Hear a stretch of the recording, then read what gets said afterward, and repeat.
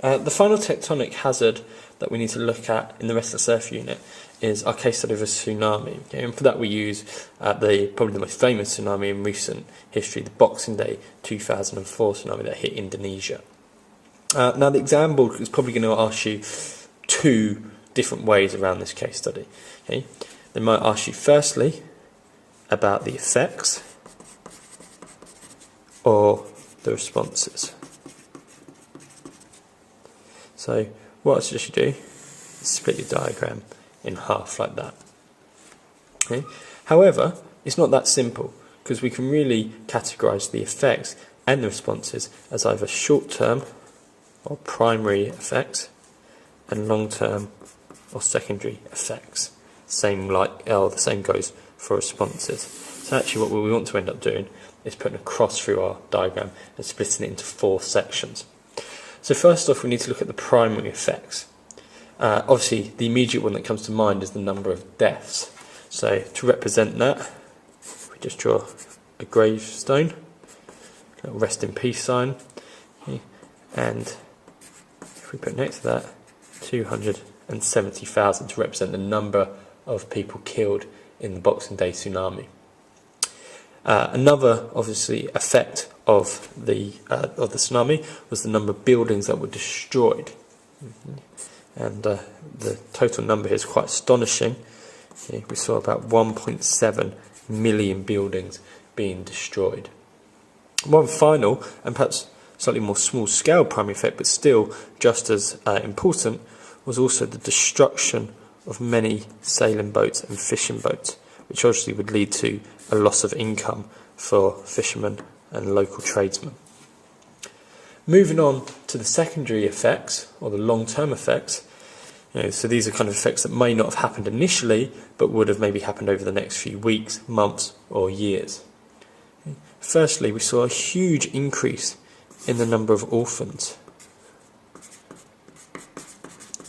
And we've got to remember that this natural disaster wiped out huge numbers of people, and could take out entire families or generations, leaving lots of young children without parents. In the weeks and months after the disaster, the Indonesian authorities struggled to deal with the scale of the disaster and the number of dead, and there was a lack of access to clean drinking water. So we saw things such as cholera and other waterborne diseases start to spread and claim more lives. Obviously, the area had built its economy around tourism, but the destruction of the hotels and the negative media that came with the disaster resulted in a loss in tourist income. Of those people that did survive, many of them went on to suffer something called post-traumatic stress disorder, where they felt guilty for surviving or struggled to come to terms with what they had seen. Finally, we also saw a loss of business for farmers due to the fact that the salt content in the soil resulted in the death of any crops that they were attempting to grow due to, as I said, that high salt content in the soil. Moving on to the responses, so we can look at the short-term and the long-term responses to the disaster. Probably the most obvious short-term response is the provision of international aid, okay, represented by a plane. That international aid would have brought things such as medicine and healthcare services like the Red Cross, okay, and clean drinking water to try and reduce the spread of diseases such as cholera from drinking contaminated water. On top of that, we can then move on to looking at something that the UN did, which was to rebuild very quickly 21 water towers to again try and increase the provision of clean and safe drinking water to people. In the long term, there was a huge number of things that were done to try and reduce the chances or reduce the impacts of another tsunami. Firstly, the UK contributed by helping rebuild 20,000 new homes in Sri Lanka for people that had lost their houses. On top of that, an early warning system was in place. was put in place to provide warning if another tsunami was to hit. In the case of another disaster hitting, such as the Boxing Day one, a disaster management plan was put in place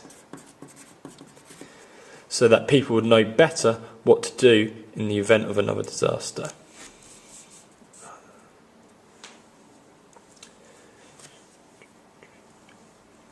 One of the things that I really like to talk about with my class is something that we call the Piers-Simon